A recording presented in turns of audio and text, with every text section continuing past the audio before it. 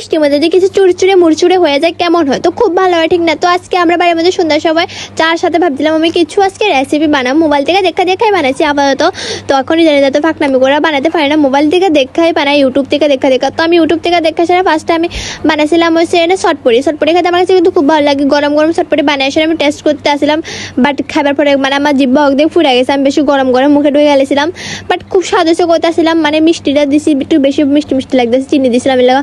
তো তারপরে বানিয়েছি সমোসা, দেখো এর তো বাজারের মতো স্বাদ হয়েছে না, বাট তবু ভালো হয়েছে, কারণ বাজারের মধ্যে তেল দিয়ে বাসি থাকে, বাট এই তেল দিয়ে ভালোই আসলো, আর বাজারের তুলনায় অনেকটাই ভালো আসলো এটি করতে গেলে। তো এনে সামোসা বানাইছিলাম, গনা বানাইছি 7টা, ঘরের মধ্যে যত না ছিল ততজনের লাগে, কারণ আমি কিছু বানাতে ভুল হয়ে লাগা, মানে পরিমাণটা কম করে বানাইছিলাম। তারপরে বানাইছি লুচিটা দেখো কি সুন্দর করে ফুলছে। লুচিটা বানানোর কারণ হচ্ছে যে পেঁয়াজটি দিতাম সামোসার ভিতরে, মানে পেঁয়াজ শেষ হয়ে গেছে, তো ওই দিয়ে ফালাইছি আটা দিয়ে আমি লুচি বানিয়ে নিছি, ঠিক আছে?